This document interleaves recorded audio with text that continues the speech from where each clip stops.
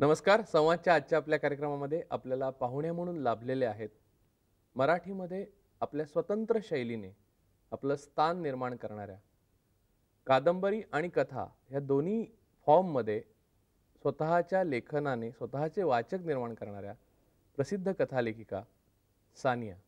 नमस्कार सानिया. नमस्कार. आज तुम्ही इथे आलात आणि माझी अनेक वर्षांची इच्छा पूर्ण झाली की तुमच्याशी बोलावं तुमच्या लेखनाबद्दल. तुमच्या लेखनाचं म्हणजे मला वाचक म्हणून एक जाणवलेलं सततचं वैशिष्ट्य हे आहे की तुमचं लेखन एक प्रवास घडवतं आणि तुमच्यासारखं लेखन कोणी करू शकत नाही. म्हणजे अगोदर मराठीत झालेलं नाही, नंतरही होऊ शकत नाही. ही जी तुमची सुप्रसिद्ध शैली आहे, म्हणजे मी जी पाहिलेली आहे, वाचलेली आहे, ती तुम्हाला स्वतःला सापडली ती नेमकी केव्हा? आणि तुम्ही म्हणजे मुळात लिहायला सुरुवात कधी केली, हा त्यातला अनुस्यूत प्रश्न. लिहायला तशी सुरुवात मी खरं फार लहानपणापासून केली असंच म्हणायला पाहिजे. मी शाळेत होते तेव्हापासून मी कविता लिहायला लागले. कदाचित धड्यातल्या वाचून वगैरे लिहाव्या असं वाटलं असेल. मग हळूहळू कथा लिहायला लागले. साधारण कॉलेजच्या वयात कथा मी बाहेरच्या मासिकांना वगैरे पाठवत असे. तर तेव्हापासून मला वाटतं माझा एक सूर मला सापडला कथेचा आणि मी कथा लिहायला लागले. आणि नंतर अर्थात दीर्घकथा, कादंबरी असं आतापर्यंतचं ते लेखन झालं. प्रवासाचं म्हणाल तर मला असं वाटतं की लेखन हाच मी एक प्रवास समजते. कारण मला असं वाटतं की मी लेखनातनं काही शोध घेऊ पाहते आणि तो शोधाचा प्रवास आहे. आता इथे एक मूलभूत प्रश्न म्हणजे लेखकाबाबतीत की तुम्ही जेव्हा लिहिता तेव्हा तुम्हाला जे लिहिणार आहात त्याबद्दल काही माहीत असतं का, की त्याचं गुपित तुम्हाला माहीत असतं का अगोदर, का तुम्ही लिहित जाता तशी ती गुपितं तुम्हालाही नव्यानं उलगडत जातं? हां, थोडंसं असंच होतं मला वाटतं. जसजसं मी लिहित जाते ना तसतशी ती माणसं माझ्याशी बोलायला लागतात. एक तर मला माणसं आधी दिसतात, ती माझ्या मनात कुठेतरी तयार होतात आणि असं वाटतं की त्या माणसांबद्दल लिहावं. त्यांच्या आयुष्यात काय आहे, त्यांचे काय ताणतणाव आहेत, नाती आहेत. आणि ते मी जेव्हा लिहायला लागते तेव्हा त्यांचा एक प्रवास होतो आणि माझाही एक प्रवास होतो. आणि तो कुठेतरी असा एक शोध, आम्ही जणू काही मिळून एक शोध घेतो आहोत असं काहीचं स्वरूप येतं त्याला. पण आता हे ताणतणाव आहेत म्हणजे उदाहरणार्थ आयुष्य आहे एक, की त्या आयुष्यामधला जो ताणतणाव आहे किंवा त्याच्या स्वतःच्या मनामधले गुंते आहेत त्याचं प्रकटीकरण जे होतं आणि त्याची सांधेजोड होते, त्यातून एक बीज निर्माण होतं कथा. म्हणजे आपल्या आयुष्यामध्ये आपण जर समजा आता 35 वर्षाचा कालखंड धरला तर त्या 35 वर्षामध्ये कथा अशी एक 20 वेळा घडली असेल किंवा 25 वेळा घडली असेल. तर ते तुम्ही शोध घेताना नेमकं कथेपर्यंत पोहोचता म्हणजे त्यातलं जे बीज आहे, त्यातला जो क्लायमॅक्स आहे, त्यातली जी गंमत आहे किंवा शोध आहे, शोधाचा जे गाभा आहे तो तुम्हाला मिळतो. तो कसा की का तुम्ही कित्येक काळ लिहिलेलं बाजूला करून ठेवता आणि मग त्याच्या गाभ्यापर्यंत पोहोचल्यावर ती कथा म्हणून आमच्यापर्यंत येते, असं काही आहे का? नाही, जेव्हा जी माणसं दिसतात मला, म्हणजे माणसं उभी राहतात मनात, मग त्यांची नाती दिसायला लागतात, तेव्हाच कुठेतरी ते कथेचं थोडंसं एक बीज दिसायला लागतं असं मला वाटतं. की काय काय नक्की झालं असेल. एखादा ताण जेव्हा येतो किंवा नात्यात काही चढ उतार असतात किंवा काही गुंतागुंती असतात, त्याच्यातच ती कथेची कुठेतरी बीजं असतात. तेव्हा हे असं असं झालं, मग ते असं होणार आहे असं कुठेतरी एक अंधुकसं मनात असतं. ते मला वाटतं ते सगळं एकत्रच होतं. तो नात्यांचा प्रवास, तो शोध आणि उलगडत जाणारी कथा, हे सगळं मला वाटतं एकात एक गुंतूनच तयार होतं. तोच एक लेखनाचा प्रवास असतो. तुमच्या लेखनाचं एक सगळ्यात महत्त्वाचं एक वैशिष्ट्य असं आहे की त्याच्या परिसर, त्याचं ॲटमॉस्फिअर, त्याचं नेपथ्य म्हणजे घटना घडते त्याच्या बाजूला ज्या गोष्टी असतात त्या अगदी ठळकपणे येतात आणि ते अत्यंत संथपणे तुमच्याबरोबर प्रवास करत राहतात. तर हे जे भोवतालचं विश्व आहे हे तुम्ही पाहिलेलं असतं की तुमच्या मनामध्ये ते तुम्ही क्रिएट करता का हे दोन्ही असतं? हे दोन्ही असतं. एक तर काय आहे, मी फार वेगवेगळ्या ठिकाणी राहते. माझं सगळं आयुष्यच तसं गेलेलं आहे अगदी लहानपणापासून बदलीच्या निमित्ताने. त्यामुळे अनेक गाव, अनेक प्रांत, देश विदेश असं सगळीकडे फिरल्यामुळे वेगवेगळे परिसर माझ्या मनात असतात. मग जेव्हा ती माणसं येतात तेव्हा ती माणसंही तशी वेगवेगळ्या परिसरातनं येत राहतात आणि आपोआपच ते कुठेतरी उभं राहतं. थोडं कल्पनेतलं असतं, थोडं पाहिलेलं असतं, थोडं एक स्वतः तयार केलेलं असतं. शेवटी लेखन हे तसंच असतं ना. मला असं वाटतं की लेखकाचं जे स्वातंत्र्य असतं काहीतरी निर्मिती करणं, तो हा सगळा प्रवास असतो. त्यामुळे ते दोन्ही असं मिश्रणाने उभं राहतं असं मला वाटतं. तुम्ही जेव्हा लिहायला सुरुवात केली म्हणजे जेव्हापासून सुरुवातीच्या काळातलं जे तुमचं लेखन आहे तेव्हा तुम्हाला समकालीन किंवा अगोदरच्या कुठच्या लेखकाचा लेखनावर नव्हे पण तुमच्या असण्यावर कधी प्रभाव पडलेला आहे किंवा तुम्हाला खूप आवडतंय आणि असं वाटतंय की हे छान आहे असं कोणाच्या बाबतीत झालं? या प्रश्नाचे उत्तर आणि अगोदर एक ब्रेक घेऊया.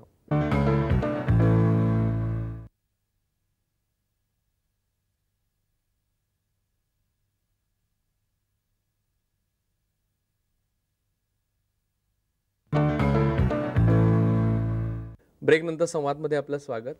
तर असं कोणा बाबतीत झालंय की तुम्हाला खूप आवडतं ते?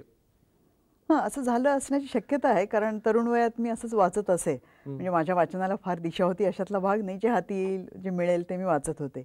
पण त्या काळातले लेखक आवडणारे म्हणजे म्हटलं तसं खानोलकर, पु. शी. रेगे, जी. ए. कुलकर्णी यांच्या लेखनाने असं प्रभावित व्हायचं. असं वाटायचं की हे हे खरं लेखन. हे कसं आतून गाभ्यातनं आलेलं आहे. असं काहीतरी आपल्याला लिहिता यायला पाहिजे. तेव्हा थोडंसं मला वाटतं लेखनाचा म्हणजे आपण जे वाचतो त्याचा आपल्या आयुष्यावर, आपल्या विचारांवर असा परिणाम होतोच. अगदी प्रत्यक्षपणे लेखनावर परिणाम कुणाचा झाला असं मला फारसं वाटत नाही. तुमचं छापून आलं म्हणजे पहिल्यांदा कोणतं कधी छापून आलं? तसं म्हणायला गेलं तर अगदी शाळा कॉलेजच्या मासिकातनं छापून आलं पहिलं. नंतर साधारणपणे मी कॉलेजला असताना काही हौशी मंडळी मासिका वगैरे काढत असत, त्याच्यातनं छापून आलं. मग मी हळूहळू बाहेरच्या मासिकांकडे पाठवायला पण लागले. जे साहित्याचे समीक्षक आणि असे दिग्गज म्हणतात अशांची दाद किंवा वा वा हे छान लिहिले आता आम्ही छापतो, असं कधी झालं? मला वाटतं ते सत्यकथेपासून झालं असेल. कारण साधारण 75च्या सुमाराला मी सत्यकथेत लिहायला सुरुवात केली. म्हणजे सत्यकथेने जेव्हा सांगितलं की हो आम्ही कविता स्वीकारलेली आहे, तेव्हा कदाचित मला असं वाटलं असेल की हां आता छान, आता आपण इतर लेखकां जिथं आहेत त्या प्रदेशात एक पाऊल टाकलं, असं कदाचित वाटलं असेल. पण कवितेच्या प्रांतामध्ये जेवढी तुम्ही कथा आणि कादंबरीच्या प्रांतामध्ये मुसाफिरी केली तेवढी केली नाही असं वाटतं का तुम्हाला? कविता लिहिल्या मी, नंतरही पुष्कळ लिहिल्या, पण मग एकदा कथा लिहायला लागल्यावर मी त्या फारशा प्रसिद्धीला नाही पाठवल्या. असं का वाटलं? कुणास ठाऊक, कविता मला वाटतं मला फार खाजगी वाटायला लागली, की मला जेव्हा एक खाजगी प्रकटीकरणाची आवश्यकता होती तेव्हा मी कविता लिहिल्या. आणि असं वाटलं की नाही, त्या काही बाहेर प्रकाशित करण्याची गरज नाही. आपल्याला जे म्हणायचं ते आपण कथे कादंबरीतनंच मांडू आणि ते लोकांपुढे ठेवू, वाचकांपुढे. पण आता मला सांगा की तुम्ही कथा लिहिता, म्हणजे जसं कवितेबाबत म्हणाला तर कथा ही सुद्धा तुमचा एक प्रकारची खाजगी बाब नसते का? तुम्ही तुमच्या आनंदासाठी केवळ लिहिता असं पण नाही, म्हणजे असं आहे ना? दोन्ही आहे त्याच्यात. म्हणजे आनंदासाठी तर लिहितेच, पण मी म्हटलं तसं तो जो मी प्रवास मानते, तो एक शोधाचा प्रवास आहे, तो कुठेतरी मांडावासा वाटतो. मूळ असतं लेखन, मला वाटतं ती कला स्वतःसाठीच असते, यात काही वादच नाही. पण ती एकदा लिहून झालं की मात्र मग ते कुठेतरी पोचावं, म्हणूनच आपण ते पाठवतो, कुठेतरी प्रसिद्धीला येते, त्याचं पुस्तक होतं आणि ते वाचकांपर्यंत जातं. ती गरज नंतरची असते. सुरुवातीची गरज स्वतःसाठीचं प्रगटीकरण हीच असते. आता मला एका प्रश्नाचं अशा उत्तर मला सतत तुम्हाला विचारावंसं वाटलेलं आहे की लिहून जेव्हा तुम्ही लोकांपर्यंत पोहोचता, म्हणजे कुठच्याही संवेदनशील लेखकाबाबत हा प्रश्न लागू होतो खरं, तेव्हा त्या वाचकाला कोणत्या बाबीशी तुम्ही तुमच्या बरोबर घेऊ इच्छिता? एक तर तुमचं जे कौशल्य आहे, व्यक्त करण्याचं कौशल्य, ते त्याने पाहून त्याला आनंद मिळावा, त्याची दाद द्यावी, की ज्या प्रवासामधनं तुम्ही गेलेला आहात तो प्रवास त्याने पाहावा, त्यामध्ये सामील व्हावं, यातली कोणती भावना अधिक वरचढ असते? मला वाटतं प्रवासात त्यांनी सामील व्हावं. ही मला जे प्रश्न पडलेले असतात आणि जो मी शोध घेऊ इच्छिते ते शोध वाचकांनी घ्यावेत, त्या वाचकांनाही प्रश्न पडावेत, कुठेतरी वाचकही अस्वस्थ व्हावेत, हे मला जास्त अपेक्षित असतं. म्हणून मी ज्या अनेक मोकळ्या जागा सोडते त्याकरता की वाचकांनी तिथेही आपला शोध घ्यावा. जेव्हा मला पत्र येतात एखाद्या वाचकांची की आम्हाला तुमची कथा वाचून अस्वस्थ वाटलं, 2 दिवस झोप आली नाही, की मला वाटतं वा हे चांगलं झालं. मला जसं प्रश्नांनी छळलेलं आहे, जसं आयुष्यात आपण अनेक प्रश्नांचे विचार करतो तसंच वाचकही करतात आणि ते मी वाचकांपर्यंत पोहोचवू शकते, हे मला जास्त चांगलं वाटतं. आता कथेच्या किंवा कादंबरीच्या प्रांतामध्ये जेव्हा तुम्ही लिहिता तेव्हा एकच म्हणजे मुख्य बिंदू आणि त्याच्या भोवती फिरणारी सगळी पात्र असं होत नाही. त्यातले सगळेच बिंदू तितक्याच महत्वाचे असतात आणि त्या एका पद्धतीने ते पुढे पुढे जात राहतात. तर हे जे आहे अशा प्रकारे त्यापेक्षा एका बिंदूभोवती सगळं फिरवणं हा प्रयोग करून पाहावा असं तुम्हाला कधी वाटलं नाही? नाही, कारण मला वाटतं सगळीच माणसं महत्वाची असतात ना. कदाचित अर्थात एक लेखनातलं एक प्रमुख व्यक्ती असं म्हणून एखादं पात्र असू शकेल, पण मला वाटतं इतरही असतात किंवा अनेक अनेक गोष्टी लक्षात येतात. असं एकांगी होऊ नये लेखन असं वाटतं, की त्याच्यातच अनेक प्रश्न अनुसूचित असतात आपल्या आयुष्यातही. मला असं वाटतं की आयुष्याचा कुठेतरी तो आरसा असतो.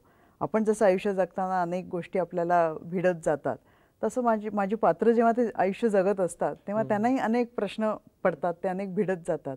त्यामुळे ते थोडंसं असं पसरल्यासारखं होत असावं.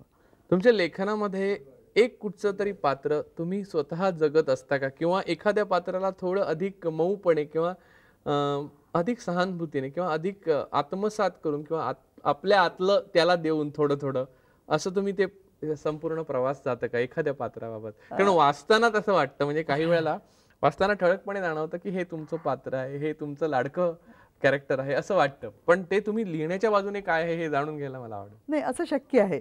कारण काय असतं, एखादी मध्यवर्ती, साधारण एक मध्यवर्ती जी व्यक्तिरेखा असते ती कुठेतरी जास्त जवळची असते. कधी कधी असं होतं की त्या व्यक्तिरेखेत थोडंसं चिरलं जातं आणि त्या व्यक्तिरेखेतर्फे नाना तऱ्हेचे प्रश्न आणि असं सगळं मांडलं जातं. तर थोडंसं असं शक्य आहे, पण पूर्णपणे त्या व्यक्तिरेखा म्हणजे लेखिका नव्हे, हेही तितकंच सत्य आहे. पण मग आता अशा वेळेला तुम्ही जेव्हा लिहिता, म्हणजे अशा प्रकारच्या एका व्यक्तिरेखेच्या जवळ जाऊन तुम्ही लिहिता, तेव्हा त्याचा तोल सांभाळण्याकरता, म्हणजे बाकी व्यक्तिरेखा आहेत, म्हणजे मी तुम्हाला लेखनातला पेच विचारतो की एखाद्या व्यक्तिरेखेला आपली सहानुभूती असली, आपलं प्रेम असलं आणि बाकीही व्यक्तिरेखा आहेत, तर त्यांच्यातला तोल बिघडू नये खास काही करता का तुम्ही? शक्यतो असा विचार करण्याचा प्रयत्न करते, कारण कुठल्याही व्यक्तिरेखा असतात तेव्हा त्या मनात असतात आणि त्यांच्या बाजूनी थोडासा विचार केला जातो की या प्रसंगात असा असा समजा स्वभाव आहे, मग ती कशी वागतीये, दुसरी व्यक्तिरेखा कशी वागतीये. कदाचित असं होतंही, लिहून झाल्यावर असं वाटतं की थोडंसं राहून गेलं, थोडासा आपण एखाद्या व्यक्तीवर थोडासा अन्याय केला, असं असं होऊ शकतं ना, कधीतरी होऊ शकतं असं. असं लिहिताना असं वाटतं का की काही पात्र जी आहेत त्याचं प्रत्येकाचा विचार करताना, म्हणजे ज्या पद्धतीने ती पात्र जात आहेत पुढे, तर विचार करताना एका पात्राबद्दल विचार केला, दुसऱ्या पात्राबद्दल विचार केला की एका पॉइंटला थकायला होतं का तुम्हाला? म्हणजे या प्रश्नाच्या उत्तर आणण्याकडे एक ब्रेक घेऊया.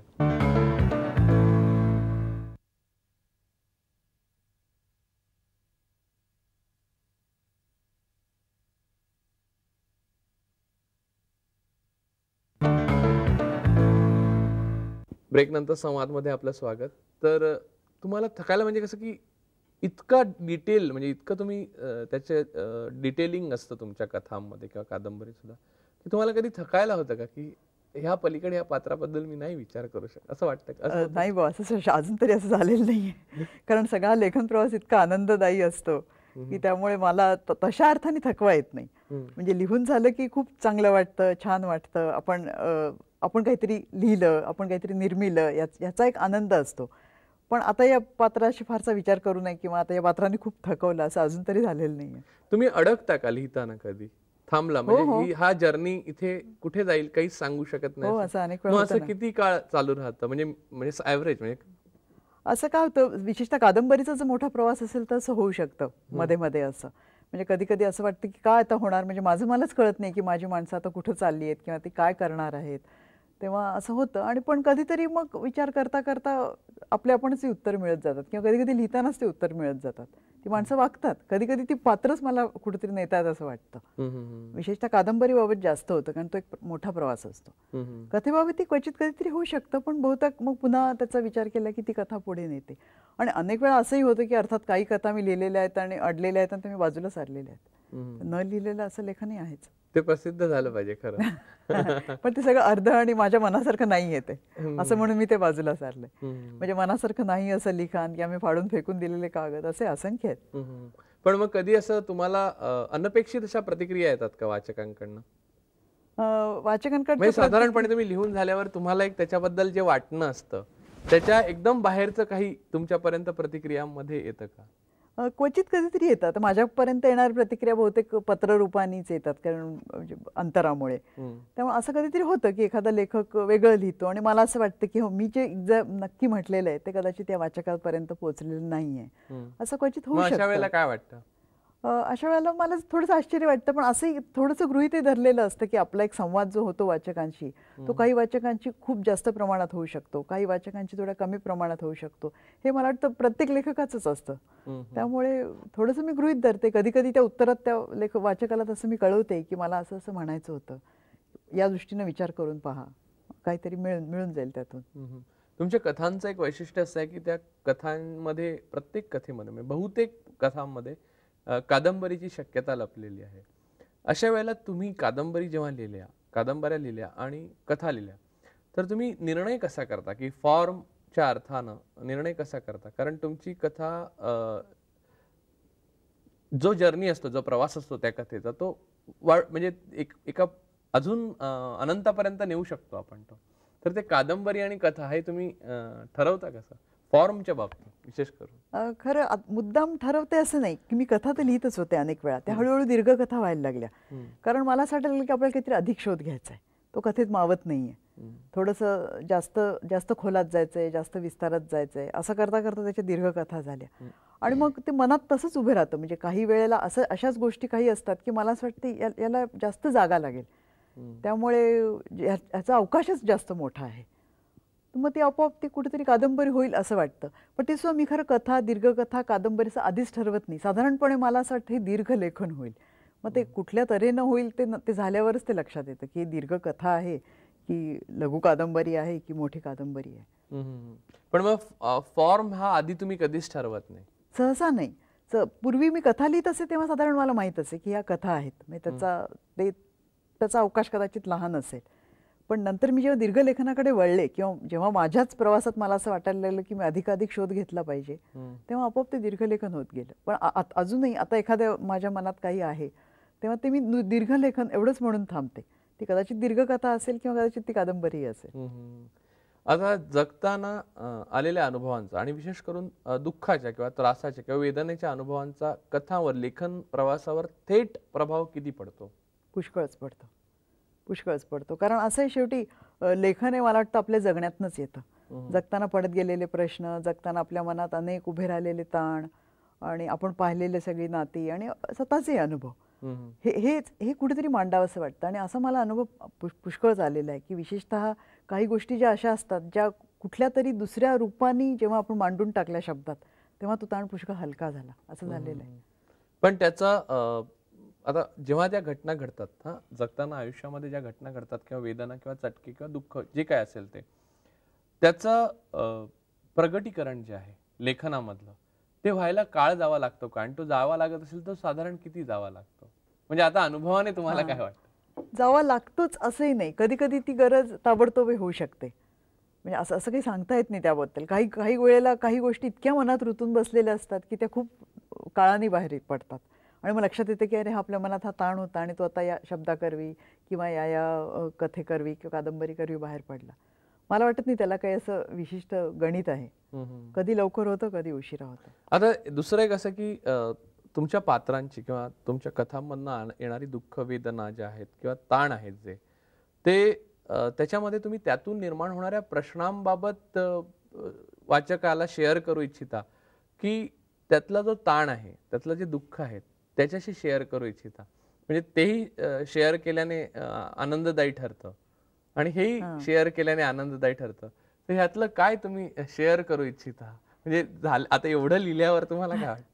मला असं वाटतं की सगळंच, मला असं वाटतं की कुठेतरी मी त्यांच्याशी त्याचा सहभागी त्यांना करून घेतलं पाहिजे वाचकांना. ताण असतात तेही, प्रश्न असतात तेही.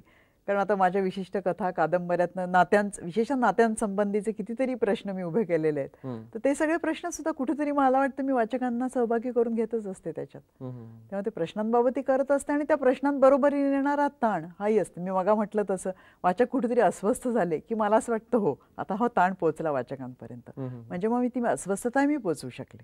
मग ते दोन्ही एकत्रच असतं ना, प्रश्नही असतो तो ताणही असतो. आता नात्याविषयी तुम्ही आता बोललात की तुमच्या कथा बीज किंवा कादंबरीचे बीज मुळात मानवी नात्यातला जो जिव्हाळ्याचा भाग आहे आणि त्याच वेळेला संघर्षाचा जो भाग आहे, या दोन ताणांमध्ये ती तोललेली नाती आहेत, तो तुमच्या मुळात लेखनाचा जिव्हाळ्याचा विषय आहे. तर तुम्हाला असं वाटतं का, म्हणजे आता लेखन बाह्य विचार करताना असं वाटतं की मानवी आयुष्यामध्ये आयसोलेशन, एकटेपणा हे अधिक सृजनशील असू शकतं का? म्हणजे ह्या नात्यांकडे तटस्थ बघण्याची वृत्ती जी आहे ती एकटेपणातनं जास्त येते का त्या नात्यांमध्ये खूप खूप राहून येते? खरं काय हे अगदी एक काहीतरी विलक्षण ह्याचे बंध आहेत. कारण मनुष्याला जास्तीत जास्त नात्यात गुंतण्याची आवड असते. नाती तर सतत हवी असतात, म्हणजे एकंदरीतच आयुष्यातही हवी असतात आणि मी जेव्हा लिहिते तेव्हा माझ्या पात्रांनाही ते हवीशी असतात. पण जितकं गुंतू पाहता तितकं एकटेपणा वाटायला येतो. म्हणजे शेवटी मानवी एकटेपणा हे एक मूलभूत सत्यच आहे. आणि यापाशी जेव्हा मला वाटतं एक कुठलंही पात्र किंवा व्यक्तिरेखा पोचते तेव्हा दोन्हीचं त्याला लक्षात येतं की नात्याचंही महत्त्व लक्षात येतं आणि एकटेपणाचंही लक्षात येतं. तेव्हा मला वाटतं कुठेतरी या नाण्याच्या दोन बाजू आहेत की नातीही हवीशी असतात, पण नाती जेव्हा मिळतात, त्यातले बंध मिळतात, तेव्हा ते एकटेपणी वाटायला येतं आणि ते एकटेपणी स्वीकारायचं असतं. एकटेपण स्वीकारलं की ते नातं मिळतं, नातं स्वीकारलं की एकटेपण वाटायला येतं. हे असं काहीतरी. आता तुम्ही एवढं नात्यावर लिहिलेलं आहे, त्यामुळे मी तुम्हाला त्यातला फिलॉसॉफीचा जो भाग आहे, म्हणजे तत्वाचा भाग आहे, तो विचारतो की नात्यांमधलं वैयर्थ्य लक्षात येऊनही माणसाला भूक एकटेपणाची नसते, ती नात्यांची असते. ह्याचं तुम्हाला काय म्हणजे उत्तर जे काही सापडलं ते काय सापडलंय? मला असं वाटतं की नात्यांकडे तर पाहायचंच असतं, म्हणजे नाती ही हवीशीच असतात. माणूस तसा एकटा राहू शकत नाही. पण कुठेतरी मी म्हटलं आता तसं तो माणूस एकटाच असतो. जसं तो एकटा जन्माला येतो आणि एकटा मरतो, असं जे आपण एक सत्य म्हणून स्वीकारलेलं असतं, तो एकटेपणा आपण स्वीकारायचा आणि त्या पलीकडे नात्यातनं जे काही मिळतं ते ते मिळवायचा आयुष्यभर प्रयत्न करायचा. हे हे मला वाटतं कुठेतरी माझ्या व्यक्तिरेखा सांगत असतात. म्हणजे नात्यातनंही अनेक गोष्टी मिळतात आणि तरी देखील अपरिहार्य असा जो एकटेपणा येतो प्रत्येकाच्या वाट्याला येतो, अगदी भरभरून नाती मिळाली तरीही येतो, तोही कुठेतरी स्वीकारायचा. हेच कुठेतरी असावं. आज आपण इथेच थांबतोय. आपल्या कथा आणि कादंबऱ्यातला जो प्रवास आहे नात्यांचा आहे आणि लेखनाचा आहे, त्याच्यावर उद्या आपण पुन्हा बोलणार आहोत. आज इथेच थांबतोय. तर ह्या सानिया यांचा आजचा एपिसोड आपल्याला कसा वाटला या संबंधी पत्र लिहून आम्हाला जरूर कळवा. आमच्याशी पत्रव्यवहार करण्याचा पत्ता आहे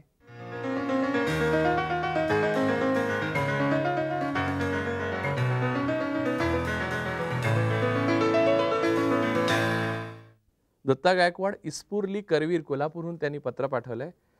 त्यांना प्रमोद गोवंडे यांची गिर्यारोहणासंबंधीची मुलाखत ऐकली. अतिशय सुंदर, अप्रतिम. कारण त्यांनी स्वतःचा अनुभव लिहिला. आम्ही मनाली रोहतांग पास येथे गेलो होतो. तो ॲडव्हेंचर ग्रुप होता आणि तिथे आमच्याकडनं सर्व हे करून घेण्यात आलं. रिव्हर क्रॉसिंग, रोप क्लाइम्बिंग, पॅराग्लायडिंग ह्या बाबी आमच्याकडून करून घेतल्या. एक वेगळा अनुभव आणि त्या अनुभवाचा पुढचा भाग श्री गोवंडे यांनी सांगितला. अजूनही तो प्रवास आम्हाला करायचा आहे. हे पत्र पाठवलं त्याबद्दल आम्ही आपले आभारी आहोत. पाहायला विसरू नका रोज सकाळी 8:05 आणि रात्री 12 वाजता संवाद, फक्त ETV मराठीवर. नमस्कार.